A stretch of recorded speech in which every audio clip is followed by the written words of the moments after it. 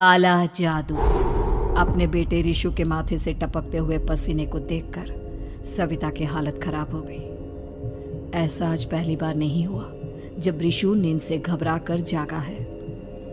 हाय मेरा बच्चा, न जाने किसकी नजर लग गई है तुझे। जब से मेरे बच्चे ने 10वीं के एग्जाम में स्कूल टॉप किया है तब से रोज बुरे बुरे सपने आने लगे हैं। हाँ माँ, मैंने आज फिर से एक काले साए को देखा। वो यहीं मेरी आंखों के सामने खड़ा था। माँ मुझे बचा लो माँ। वो मुझसे कह रहा था कि मुझसे बदला लेगा। माँ कहीं ये प्रशांत। चुप कर, कैसी बात कर रहा है? दोबारा उसका नाम मत लेना। तुझे पता है ना, उस प्रशांत ने आत्महत्या कर ली, तो बार बार उसका नाम मत लिया कर। मम्मी, क्या सच में प्रशांत ने आत्महत्या की थी? चुप कर, बहुत सवाल पूछता है आजकल। और फिर रात के वक्त सविता के पूरे घर में एक अजीब सा काला धुआं छाने लगा। गहरी नींद में सोई सविता की जैसे ही आंख खुली उसका दम घुटने लगा। वो दौड़कर रिशु के रूम की तरफ गई जहां उसके दरवाजे पर घूमती एक काली परछाई देख वो बुरी तरह से घबरा गई। कौन है वहाँ? कौन है? सामने आओ।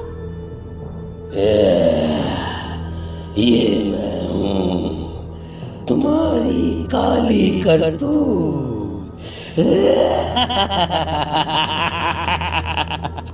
और अब मैं तुम्हारे बेटे को ले जाने आया हूँ। नहीं, मेरे बच्चे को छोड़ दो प्लीज। मेरे रिशु को कुछ मत करना। वो परछाई रिशु के कमरे में घुस जाती है। सविता भी उसके पीछे पीछे दौड़कर जाती है और देखती है कि अब वो साया साफ नजर आ रहा था। वो सर से पैर तक खून में सना हुआ था और उसके शरीर के सारे अंग कटे फटे हैं। क्या चाहिए तुम्हें? तुम जो बोलोगे मैं करूंगी, लेकिन मेरे रिशु को छोड़ दो। उस परछाई ने रिशु को गर्दन से पकड़कर दीवार के सहारे हवा में उछाल दिया। रिशु जोर जोर से चिल्लाने लगा। माँ बचाओ मुझे, बचा लो माँ। ये मुझे मार डालेगा। माँ मुझे बचा लो माँ।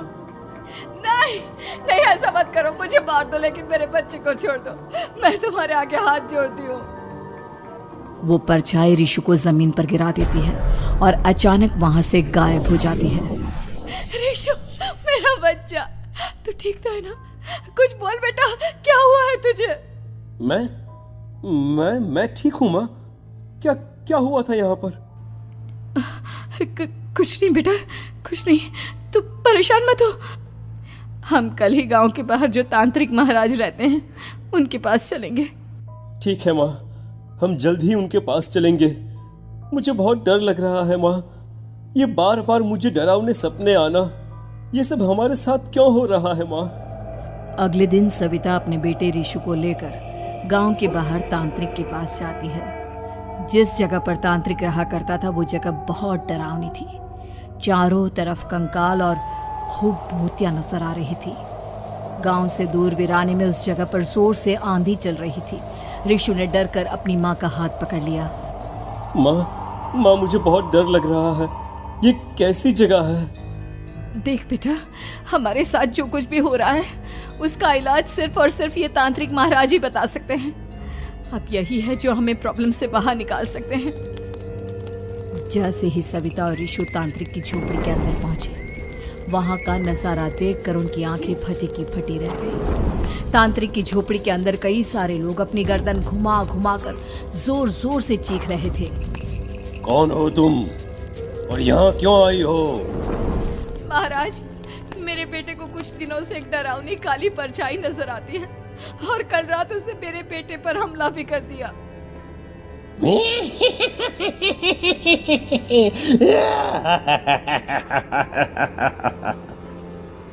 मम्मी हमें यहाँ से चलना चाहिए।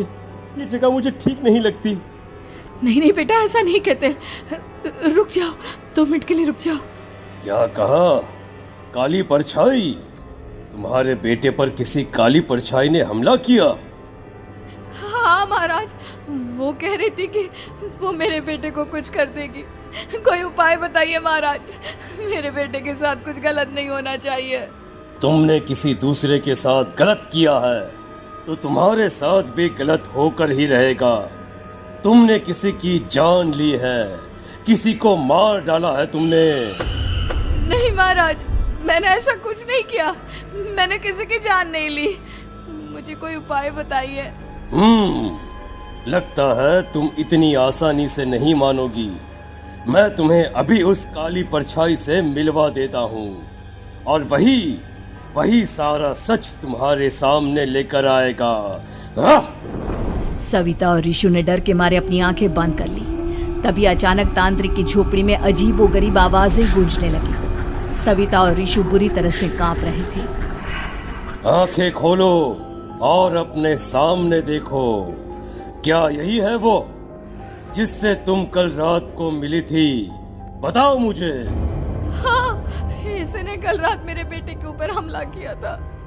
ये उसी लड़के की भटकती हुई आत्मा है जिसे कुछ दिन पहले तुमने मार डाला था। मम्मी ये महाराज क्या कह रहे हैं? क्या सच में आपने किसी की जान ली है, किसी को मार डाला है? अगर हाँ तो बताइए ना मम्मी, किसको मारा है आपने? किसको? तुम्हारी माँ इतनी आसानी से सच नहीं बताएगी बेटा। इसने एक बच्चे की जान ली है। कहीं उसका नाम प्रशांत तो नहीं महाराज? वो मेरा दोस्त है, मेरा मतलब मेरा पड़ोसी है। सही पहचाना। देखा सविता, तुम्हारा खुद का बेटा भी जानता है कि तुमने किसी के प्राणों की बलि चढ़ा दी और इसीलिए अब उसकी बुरी आत्मा तुम्हारे घर में भटकती है। मुझे माफ कर दीजिए महाराज, मुझसे बहुत बड़ी गलती हो गई। प्रशांत हमारे पड़ोसी का बेटा था। हर बार उसके नंबर मेरे बेटे से ज्यादा आते थे और इसलिए मैंने उसके कमरे के बाहर काला जादू किया था, पर मुझे नहीं पता था कि वो मर जाएगा। तुम्हारे उसी काले जादू वाली गुड़िया के अंदर एक बुरी आत्मा थी जिसने उस बच्चे के दिमाग पर बुरा असर कर दिया और उसी की वजह से उस लड़के ने अपनी बालकनी से कूदकर आत्महत्या कर ली। इसकी वजह सिर्फ और सिर्फ तुम हो, तुम। नहीं महाराज, जो कुछ भी हुआ मुझे नहीं पता था कि प्रशांत अपनी जान दे देगा। प्रशांत की आत्मा इस वक्त तुम्हारे सामने खड़ी है, हमसे बात करना चाहती है। बोलो क्या कहना चाहते हो? मैं जीना चाहता था, बड़ा होकर कुछ बनना चाहता था।